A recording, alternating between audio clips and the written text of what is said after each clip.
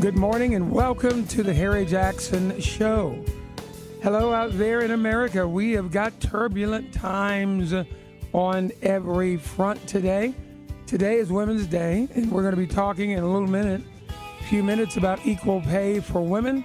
There is going to be a special guest with my wife, Dr. Vivian, with Janice Fontaine, Senior Pastor of Worship Place Church. Also, Carrie Lucas, Managing Director of Independent Women's Forum.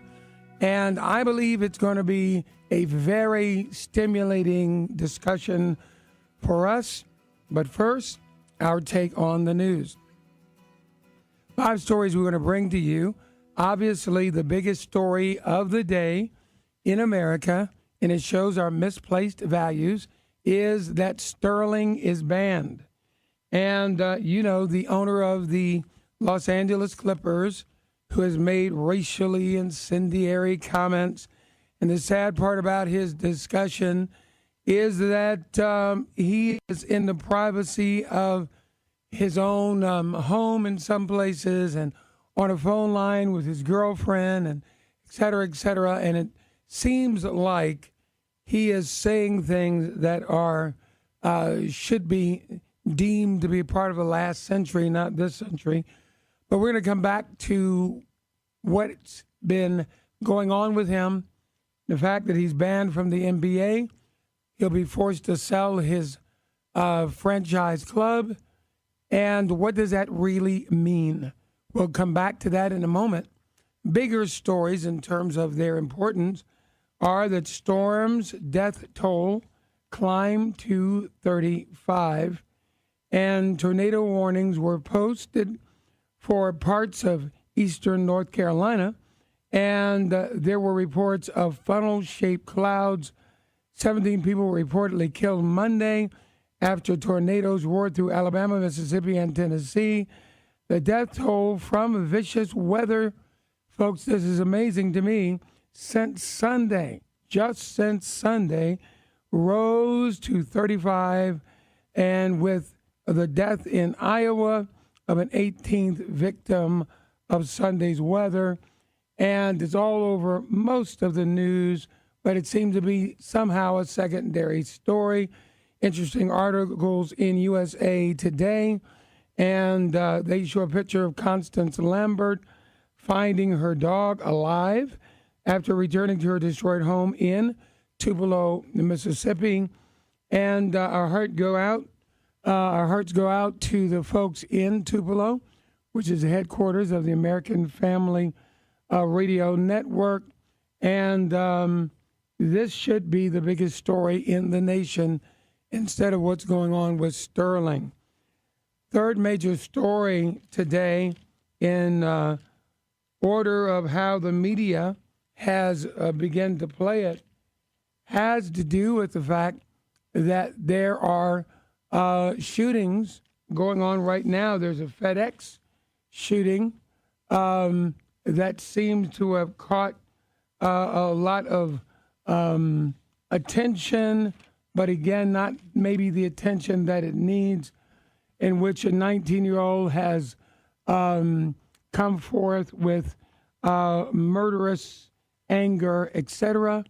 My concern that during this last 12 months that we've had an amazing number from the Navy Yard shooting that we all know about to various things in D.C. that have gone on that the nation wasn't aware of. A man came downtown, poured gasoline over his head, set himself on fire. The dental assistant who came down to see President Obama, but as she was driving away from the Capitol buildings area, was chased down by security and executed right there in the street. So we've got a lot of problems that are going on with the release of violence in our culture. And I think this is really a bigger long-term concern for us about where are we going, what are we going to do about the emotional state, if you will, of people in our nation.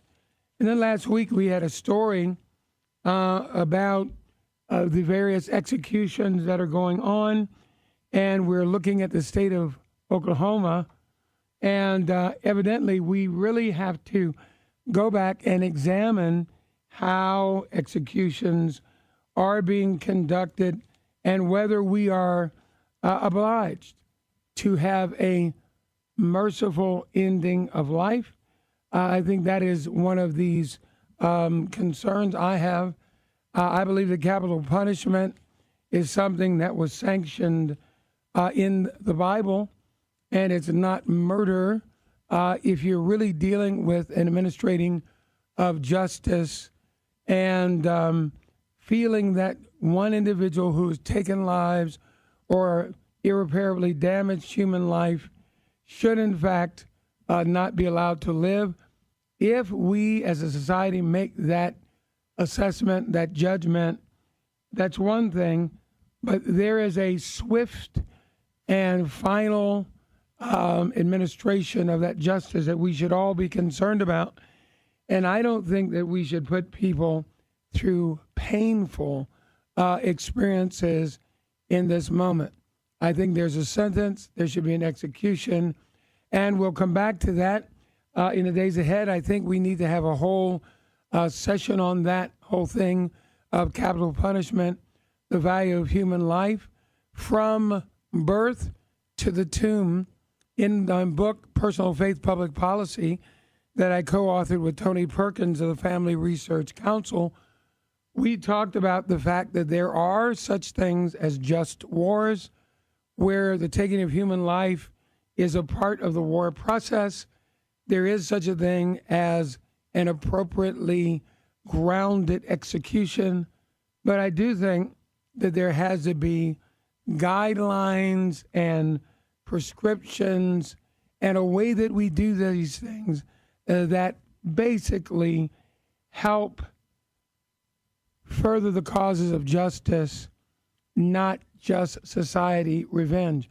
We don't want to have the look that we are experiencing the old days of lynching or, how can I call it, vigilante retaliation. There needs to be a sense of ethical dispatch in some of these cases. Fifth and final story that we're going to go to before we come back to the sterling case of the day, racism in America. What does that look like? What are the solutions to the place we find ourselves? Is that we have an amazing national story that births, not immigration, is really driving the Hispanic numeric growth.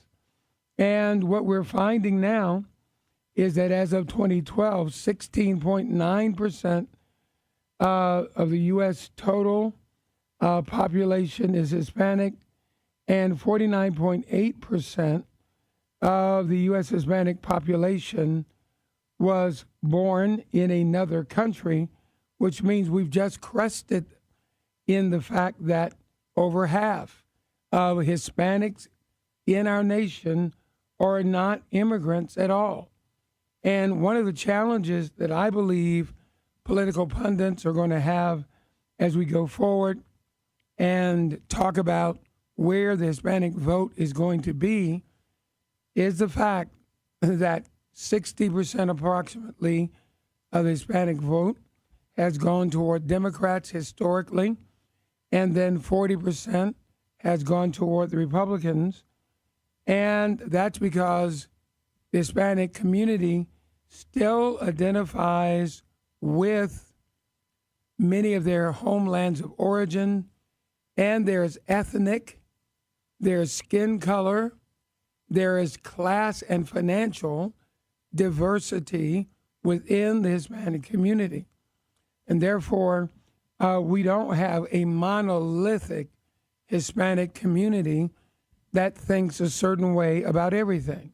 But if these population numbers continue to move toward more and more people being born in the United States who are of second, third generation Hispanic origin, then you're going to have to deal with the fact that many of our black, quote, quote, Hispanics, darker skinned Hispanics, Puerto Ricans, for example, identify much more politically, socially, economically, right along with African Americans.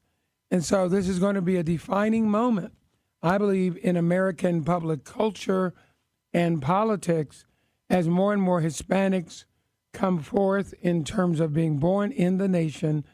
And I think fashion trends are going to shift dramatically over the next 10 years because of this shift. I believe a musical taste will be impacted. And I also believe that there's going to be a major opportunity for both parties to realign some of these folk in terms of their political persuasions, but it can't be done in a stereotypic, monolithic way. Well, you've been waiting for us to go back to story number one, Sterling Band. What does it mean? Well, we're finding that $1.5 to $2 billion is the street price of the Los Angeles Clippers. That means if I force this man to sell, then mean-spirited, ill-mannered, not too well-spoken, as you hear his private conversations, and a little bit kinky in terms of his personal habits, Mr. Sterling will become a billionaire with a B on a high order and actually gain all kind of money from what we call a sanction or censure. That doesn't seem to make much sense to me. So if we're going to say, well, we don't believe in this and we're going to do X, Y, and Z, and we actually make the person who we say we're trying to censure better off financially, we're making him more secure at the end of his lifetime. We're putting him in a place where he doesn't have to worry about a thing forever. I don't get it. I don't understand how this is a censure or whether this is a way that you push away this issue of racism longer term. Think about it this way. Maybe Mr. Sterling was given his token gifts of $5,000 to the NAACP and others. When you got that many billions, you could have given $5 million without thinking about it. Maybe there should be something required of him. His conscience is already just a little bit bad that he needs to give something. He's dating a woman who is black and Mexican, and she's got an exotic kind of look about her. So he's got a love-hate relationship, which I found many extreme racists do with the people who are the object of their ire. What do we do?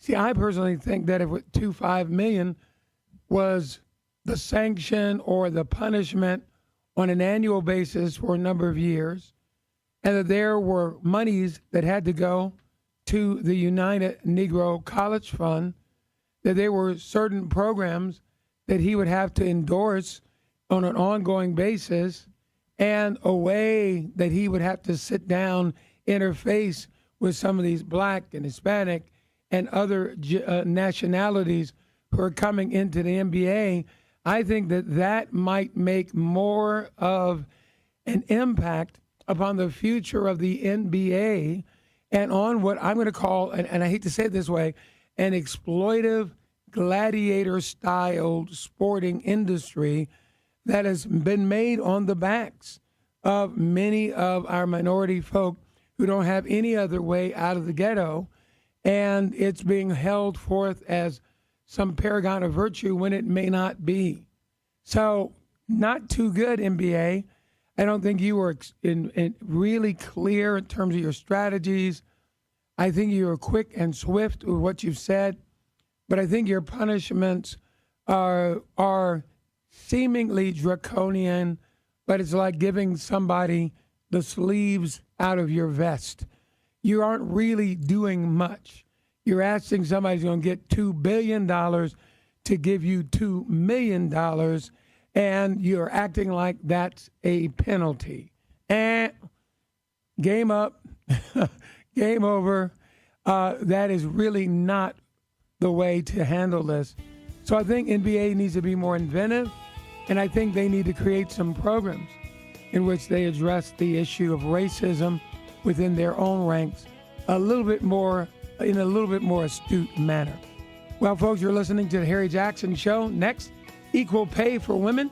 Dr. Vivian Jackson, Janice Fontaine will be with you in just a few moments. Stay tuned.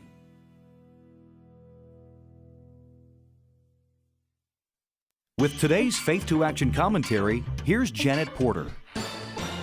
While President Obama plans to shrink our military to pre-World War II levels, the threats facing us are rapidly increasing. With Russia invading Ukraine and docking armed spy ships in Havana, an unstable North Korea, and Iran on the brink of a nuclear bomb, what should our response be? Today, I'm not asking you to make a call or send an email to Congress or to the White House. We need to appeal to heaven. It's time to pray. We need to repent for not just turning from God, but for running from God as a nation. We need to pray for our leaders, all of them. Stand in the gap for America. Appeal to heaven and ask God for the mercy we don't deserve. Visit f2a.org for more commentaries and action steps, along with news, links, and much more for your state. Go to f2a.org.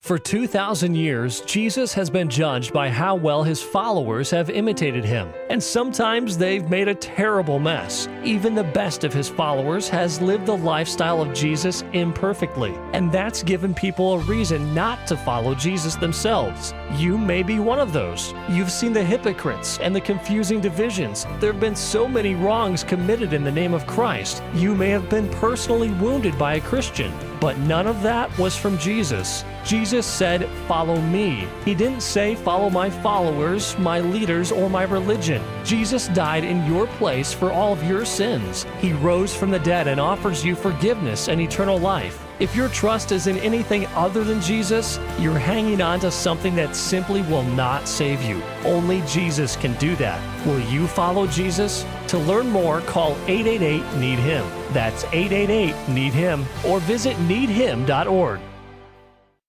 The world continues to push back against believers, and I expect the world to do that. The prince of this air wars against God and his people. However, there is one thing I don't expect: believers willingly giving up ground to the enemy. What God requires of those who name the name of Christ is clearly laid out in his holy word. We don't need to reword it, abbreviate it, and certainly we don't need to apologize for it. We do a perishing world no favors when we accommodate their sin or lead them to believe that God has no standard of holiness. In fact, what we end up doing is creating a false security by peddling a cheap grace. New life in Christ is just that, a new life, and it should be set apart from the world. That's not an old school notion. It's a requirement expressly laid out in the unchanging Word of God. With a heart for the urban family, I'm today's urban woman, Miki Addison. Go deeper at urbanfamilytalk.com.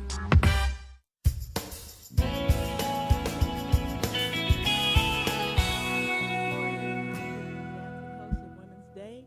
You're listening to the Harry Jackson Show. We heard on Urban Family Talk. We have in the studio with us this morning Janice Fontaine. She is the candidate for Maryland State Senate in District 22, and she's also the Prince George's County president of the Prince George's County Republican Women and president of Preachers for Life and publisher of Up Close magazine. We also have Carrie Lucas on the line, and Carrie is the managing director of Independent Women's Forum and co-author of Liberty is No War on Women, and author of The Politically Incorrect Guide to Women, Sex, and Feminism. And she's a contributor to Forbes magazine. Welcome, ladies. Thank you. Thank you very much. Carrie, are you with me? Oh, thank you. I'm so glad to hear you. We're going to be talking about equal pay for women. Now, I find that ironic that we would even have this discussion, that there would be a need for us to say that there was some disparity. But because it does exist, we really need to try to bring it out. Before we do that, go any further, I'd like for my co-host Grace Staples to give us a shout out to some of the stations that have joined us. Good morning, Iowa. Today we are broadcasting live on KAYA in Sioux City, Iowa on 91.3, courtesy of American Family Radio and Urban Family Talk. Here's some facts about Sioux City. Sioux City is situated in Woodbury County. It's located at the navigational head of the Missouri River. It's the world's first electronic digital computer was built and operated by researchers at Iowa State University in the 1930s.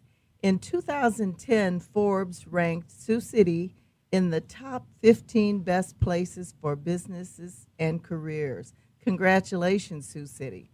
And also, just a note for those of us who love Dear Abby, it's the birthplace of Pauline Phillips, who was the writer of the Dear Abby advice column, and her twin sister. She wrote under the pen name Abigail Van Buren, which she came up with combining the name of Abigail in the first book of Samuel and with the last name of the former U.S. President Martin Van Buren. We are so glad to have you with us, Sioux City. Welcome. Sioux City. Yay!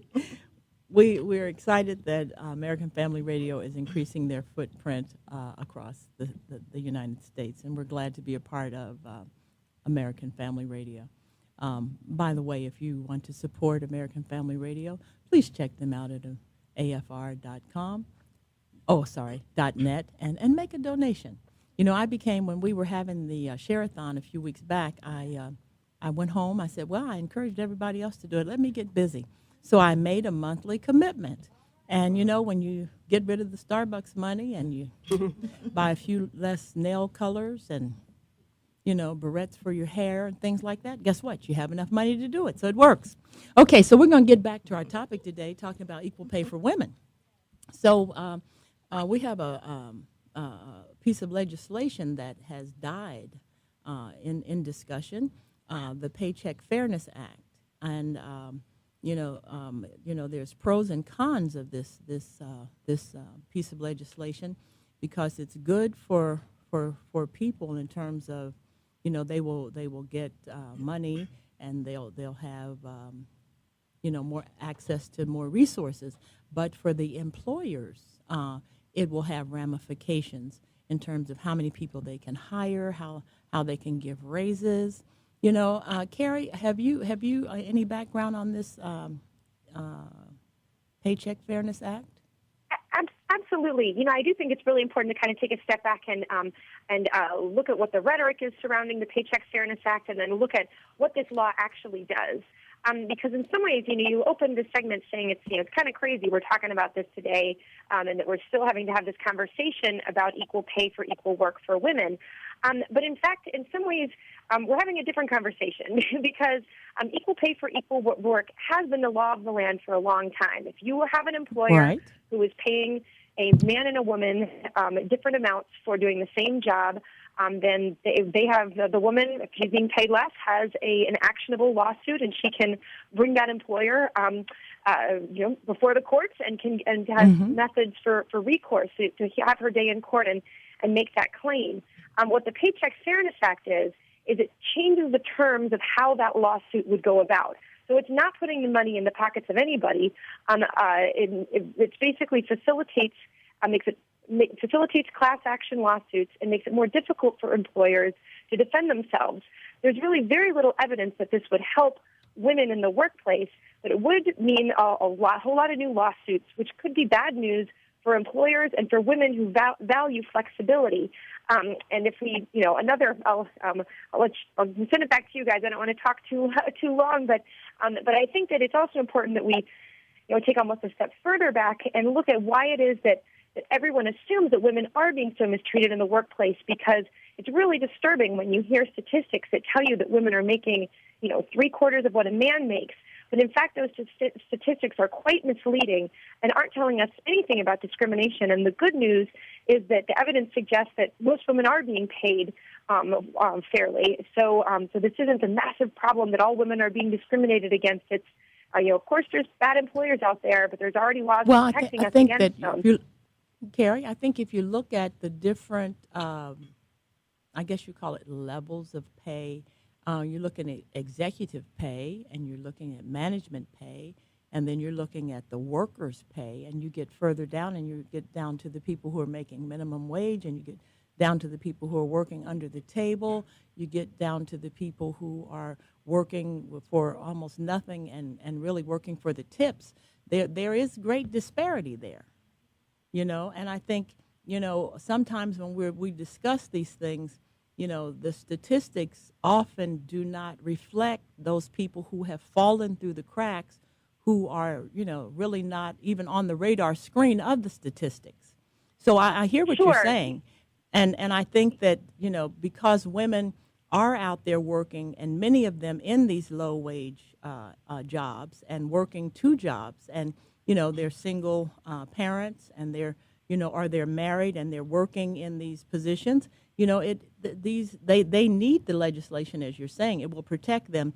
But the employers, there is some recourse there, because they will incur cost, and then ultimately those costs trickle down to the lowest man on the totem pole, and it can lead to lower wages for men and women. Yeah, but I think we need to be careful, because I really don't think that you're addressing some really important problems, and there certainly are a lot of women out there who are working for jobs that don't pay enough. But the Paycheck Fairness Act isn't going to help them. It really has nothing to do with helping those women earn more. The way that this bill is I'm not even saying helping them earn more. What I'm saying is the legislation will create, as you said, that place of recourse where they can have a voice. Exists.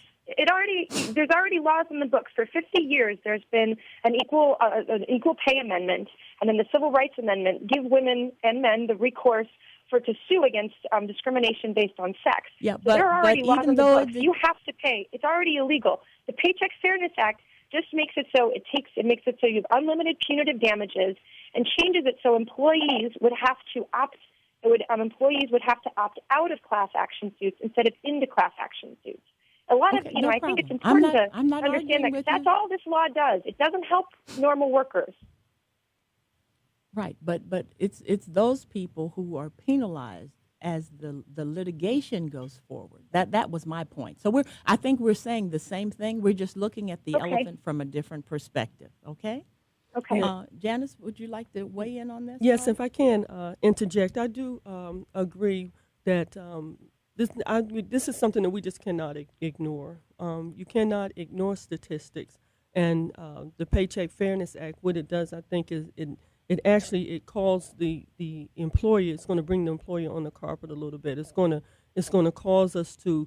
I think it's going to bring us into maybe a higher level of accountability, especially with this Paycheck Fairness Act of having to, even though it was shut down, but having to report, or at least let people know what they are paying men and what they are paying women. And I think it makes the employee and the employer take a closer look at what's happening in the workplace, and then it's going to call both of us into a level of responsibility and accountability to the pay. I think we need to be careful, because what part of the legislation would do that? What specifically are you speaking to that would actually the fact that the employer is. The fact that the employer is going to have to at least report, at least have some level of accountability as to what they are paying men and what they are paying women. If you have a male and a female and they're doing the same work, the same hours, the same job, the same accountability, the same expectability, then there must be some answer to it. We should be able to look at this and see, is this man and woman being paid the same? I cannot ignore the statistics, even starting in 1941, when in World War II, when women were taking on jobs while the war was going on. Then when the soldiers came back, then a lot of times the women had to give up those positions. And as we move even down to the fact that the Unemployment Act, not the Unemployment Act, but the Wage Act came into effect. Just as you go down through the years from 41, 42, when John F. Kennedy even signed the Equal Opportunity Act, all this was done. Some legislation is usually a response to something that's happening, to an event that's happening, and we cannot ignore legislation. However, I do believe that we should build on what's already there. We have the EEOC, we have the Equal Employment Opportunity Commission. I think we should build on it and make it stronger and continue to work our legislation through those areas, as opposed to maybe just introducing new legislation, and sometimes just for the sake of a campaign or for the sake of election process, and just build on what we have. But we cannot ignore that there is a disparity in the pay between men and women. But wouldn't But I think wouldn't they get if caught? I can address that. Sorry. Yeah, what I was going to say is, wouldn't this the minimum? Carrie, let Grace have a moment here. She hasn't had a word, been able to get a word in edgewise. We've just been talking here. Go ahead, Grace. Okay, what I was going to say is, wouldn't the minimum wage, raising the minimum wage, catch a lot of the people who are I would say disenfranchised or under the radar screen? Well, I think if you raise the minimum wage, I think it's a catch-22. You raise the minimum wage and you increase the amount of cash that the employer has to put out, then you may decrease the number of workers that they can hire. And so I think, it's a catch-22, and I guess that's one of the things, because you're dealing with wages and benefits, okay? And so it's not clear. Okay, it's not. There's no pat answer. Even as Carrie has been saying, it's kind of, you kind of have to negotiate this thing and move it back and forth. What we all agree on is that there is a disparity in wage. We do agree that legislation is necessary. We agree that there are laws on the books that should be enforced, and that new laws are really not necessary if the laws on the books are enforced. Is that what you're saying, Carrie? Well, I don't want to accept that there's a pay disparity between two workers that are two coworkers, a man and a woman, that are sitting together working at the same jobs. There's just absolutely no evidence of this. When you look at when we hear about the wage gap, let me help you. I've been a victim of that, Carrie. I know that for a fact, that I have worked, and the guy sitting next to me made more money than I did. I know women today that work the same job, have the same job specifications, and people with lesser qualifications are paid more than they are. So it does exist. Maybe it doesn't exist in your world, but it exists in the world that I live in. And we have to be willing to look outside of our own experiences and know that other people may be experiencing Of course, I mean, I know that there are instances of discrimination out there, but when we look at what the statistical discrimination, when we hear the 77 cents on the dollar statistic, that is a really misused statistic, because that doesn't compare two people working the same jobs. It compares the average full-time working woman to the average full-time working man. It doesn't take into account the number of hours worked. On average, men work about 1 hour more at their jobs than women do. Once you control for that, the gap slips to about 12%.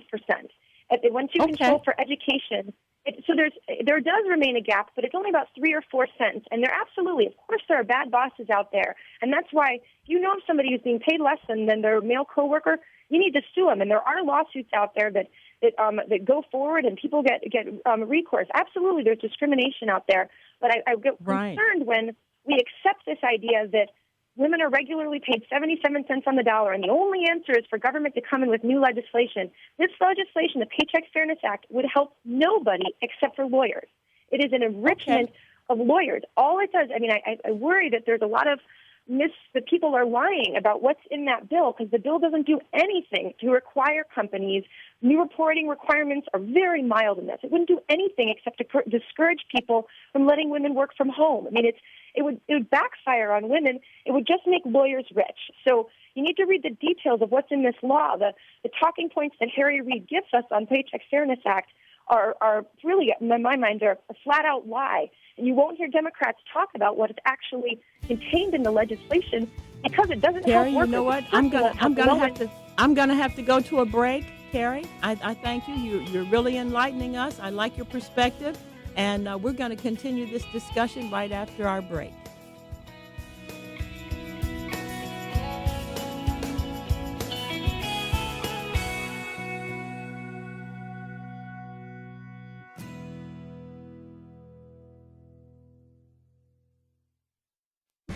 officials turn attention to low birth rates in South Korea. This is a special commentary from the Susan B. Anthony List, named for the suffragette who was proudly pro-life. Fewer babies being born in developing countries mean a growing elderly population. It seems South Korean officials are targeting abortion as a primary culprit of this alarming trend. Even though abortion there is mostly illegal, authorities have long turned a blind eye to it. As a result, abortions are common and fairly cheap. To remedy this, the government is trying to broadcast a more pro-life message with public service announcements such as, "With abortion, you are aborting the future." Perhaps a better solution would be to enforce already existing laws. This is Marjorie Dannenfelser, president of the Susan B. Anthony List. To join us in our battle for life, visit our website at sba-list.org. God's people are called to be different and set apart, what the Bible calls sanctified. But Dr. Tony Evans says that instead of embracing our uniqueness, we sometimes make compromises for the sake of fun, or even just to fit in. He'll offer some insight on that trend as we spend 2 minutes with Tony. The world can be fun. It offers fun in terms of just human enjoyment. Now, all fun isn't wrong. In fact, the Bible encourages us to enjoy all the good things God has given us. When God created Adam and Eve, he said, every tree of the garden you may freely eat. Adam was supposed to have fun. He's supposed to enjoy the goodness of God. So fun is not a bad word unless it is adopting the worldview of the world, which is not in keeping with the standards of God and seeking to legitimize it. Saying it's okay, it's not wrong, or it's, old-fashioned. That's back in the day. We live in a new day now. The amount of people who are, for example, for gay marriage, who are Christians, who want to legitimize it because it's popular, because it's, everybody, it's happening all over, so we might as well learn to live with it. And there's a myriad of other things. I don't want to just pick on that. That's not the only thing. What I am saying is when we adopt the standards, we lose the reality of our sanctification. God is called by a number of different names in the Bible. Each one teaches us lessons about His character and capacity that can connect us with His peace and power. Learn all about them in Dr. Evans' book, The Power of God's Names. Get your copy when you visit us at tonyevans.org. where all the details are waiting for you. Then join us next time as we spend 2 minutes with Tony.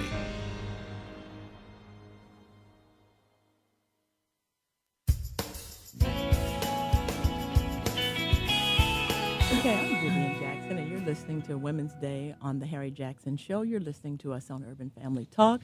My guests today are Janice Fontaine, and Janice is the president of the Prince George's County Republican Women, and she is running for the 22nd District in the Maryland legislature. We also have Carrie Lucas, Managing Director of Independent Women's Forum. And so we've been talking about equal pay. And as we went to our break, Carrie was making the point that all this new legislation will only make the lawyers rich, and it will not really support the people. So Carrie, as you were saying that, I thought about that. And I thought about the people I know who have actually brought cases because of unfair employment practices, and especially dealing with salary. And they've been in litigation for years, and they do not have the financial wherewithal to support that. And so as you're talking about that, the lawyers are, really, making out. And the poor citizens that, they're really strained, and they really want justice. What do you suggest people do who find themselves in these situations where they know there is disparity, and they bring it to the fore, and then they're strung out with these long litigation cases? What do you suggest people do? That's such an important question, and I really appreciate that, because it is. I get frustrated when we hear the misleading statistics and some of the rhetoric around this, but I don't want to lose sight of the fact that you're absolutely right. There are some people out there who are really suffering, and the justice system in America can be very difficult to access because of the high costs of legal representation and litigation that goes on for years, and we really do need to be able to support people who are seeking justice. There are lawyers who do pro bono work, but I know that's hard to find. It's not a real solution. But I would also say that they need to try to speak out to the you consider going public with what's happening. A lot of companies do face pressure and feel when they hear public pressure, they know that employees that mistreat their employers that mistreat their employees can lose a lot of customers. So in particular, if they talk to other fellow employees who are suffering in the same manner, that can be a powerful force. But there are a lot of nonprofit lawyers who may be able to help folks in that situation, but there is no easy answer. Would you give the names of some of the nonprofit lawyers that you would recommend? Is it Alliance Defense Fund? Yeah, and I think it varies throughout the country. I know there's almost all law firms have some portion of their time is dedicated to pro bono work. So probably your best bet is to look for your local law office and talk to them and find out what they have to say. There are national organizations, places like the Institute for Justice, which fight legal cases pro bono, but those are mostly designed to bring down ill-constructed laws and poor applications and kind of change the political system. Mm-hmm. But there are almost always local groups and your local lawyer who should be able to point people in their right direction. Okay, so, I think our discussion has been very flowery. Okay, so I want to just bring it down to where the real people live. I know that there are women who listen to this program and they are working those, minimum wage jobs. And they are dealing with, discrimination in some form or another. And you seem to be very well-versed in the law, and you have strong opinions about, accessing the justice system. What would you say to a woman who has 2 children, no husband, living in, a small tenement dwelling, but she has a heart to see things right. She wants a better life for her children, and she's working really hard to see things happen. And there is some disparity there. What would you suggest to a woman in a situation like that? If she sees a disparity in how she's being paid in her current job? In her current job, and she knows that people who work with her are actually making more than she's making, and she's kind of broached the topic and has had, gets no recourse, just kind of brushed off. I mean, certainly the first step is to talk to your boss and supervisor and to try to go up the food chain in your company, because a lot of most companies when they know that the threat of litigation is out there, this is usually, particularly if you're talking about somebody in a relatively low-paying job, that the difference is it makes more sense for the company to rectify the situation than to face the bad publicity and the legal costs of a legal challenge. So certainly, remind your boss and your employers that this isn't fair. Ask for a raise. There's actually a lot of research that suggests that one reason why women are paid less than men is because we're much more reluctant because to they don't ask for it. Right. They're timid and they won't ask for the raise. Right.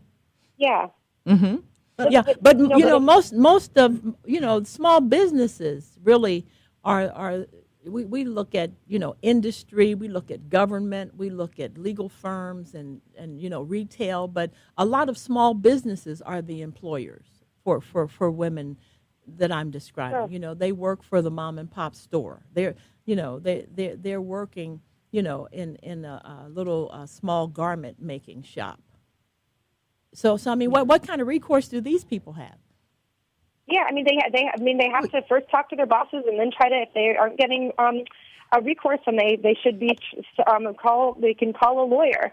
But also, I would suggest that they should keep their eyes open for other job opportunities, because having more options is better. Getting a counter offer. If you're a hard worker, there are, even in today's economy, there are people looking for employees. So keep your eyes open. I mean, that's the problem. There's no system that is going to eradicate, no matter how many laws we pass, There's always going to be some bad bosses out there. No system is going to be perfect. The most important thing we can do to help those who are really struggling today is to make sure there's plentiful job opportunities. And honestly, that's one of the things that's been so frustrating is that when we look at things like raising the minimum wage, I mean, you hit the nail on the head with, it'd be great if we could pay people, if everybody got $10 an hour, even better if they could get 15. But we know that there's most of these mom and pop organizations and these small businesses, they're not run by bad people. There are a lot of people who are struggling to make ends meet themselves and keep their businesses afloat. That's right. I agree. But you know what? Let me interrupt. The thing that I've been on both sides of this. I've been on the side where I was underpaid. I've been on the side of executive management where I've seen what the paychecks were for my staff who made more than me, and all up and down the line. I think the real thing we have to do is teach women to how to negotiate these salaries, how to talk, and take the emotion out of it rather than emotionally asking for the raise, because most of us cannot afford to leave the jobs. Most of us cannot afford litigation. We have to get to the grassroots and understand, how do you talk to get the raise? How do you show your value? And, how do you put yourself in a position to negotiate? And they should be able to go to that which is already in place. Right. They should be able to go to EEOC.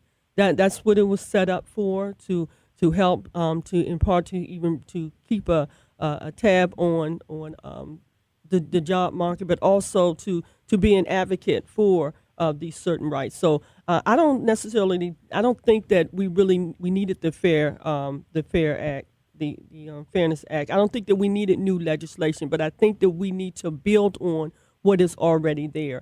And when you talk about that Dr. Vivian, we talk about that single mother who has 2 children and she has to take care of her family, and she may work at a mom and pop store. I think that she is very representative of our wage earners now that may be working at a McDonald's or some of the other stores. It's some of the places that are typically we're used to seeing youth work these jobs. But now we're seeing people who are head of households having to work Walmart and so forth like that. But I think that Obama, I don't think that he may have really been thinking it out completely, because I agree with you. If you raise the minimum wage, and there are people they need. I mean, who can really, when you think about it, who can really live on $7 an hour?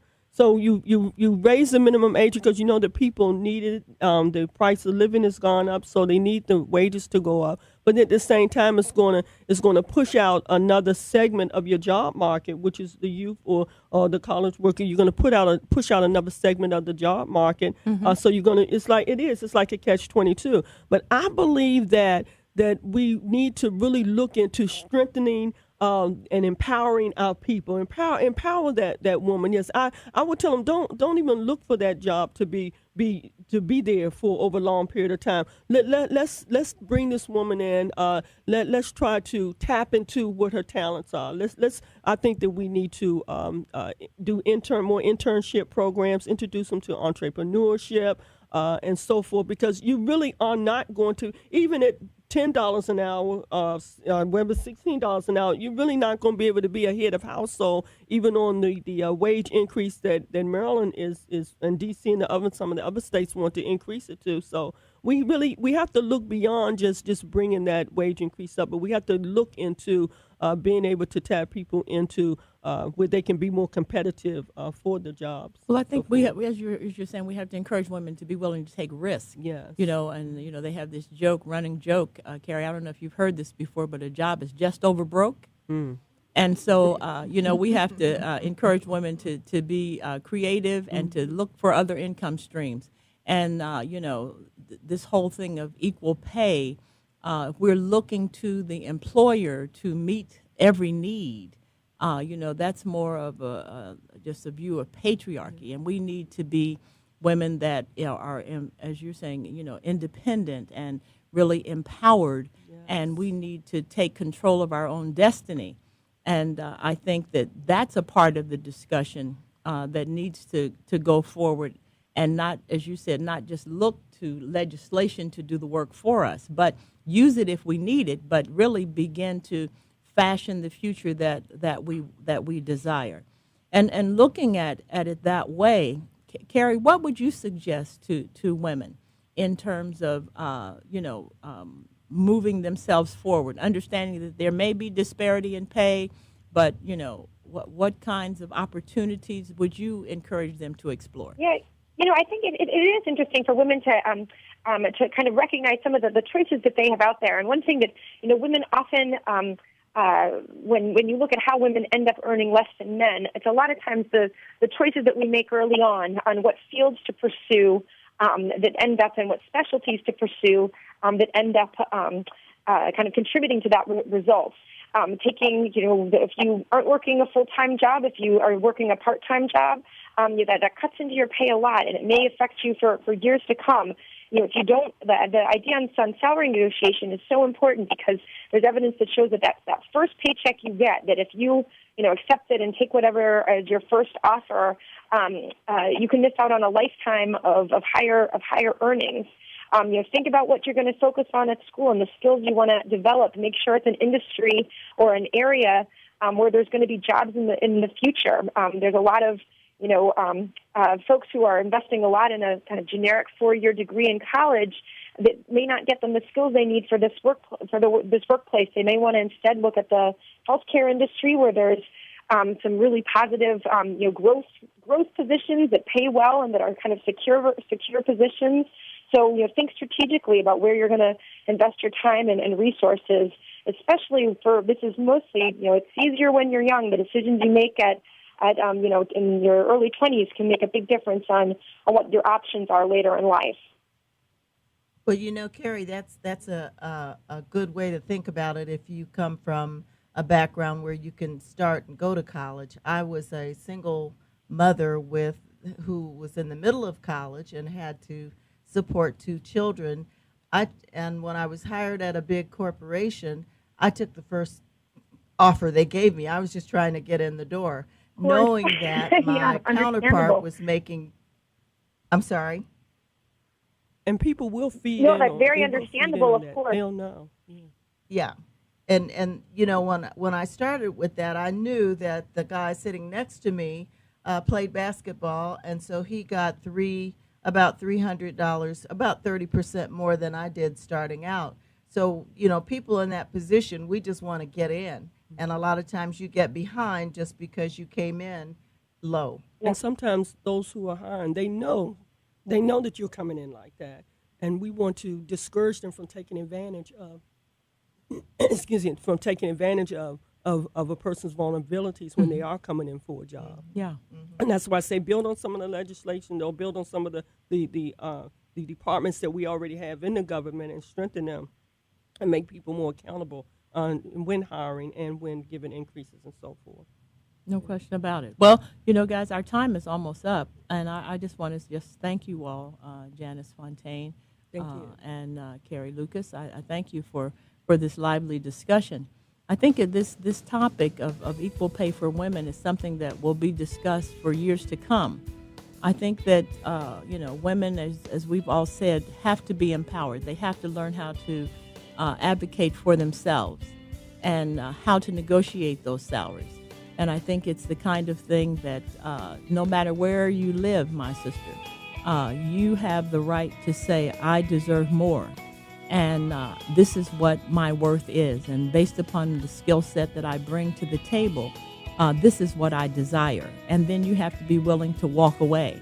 And I think a lot of times women are desperate because they don't have the support systems that they need.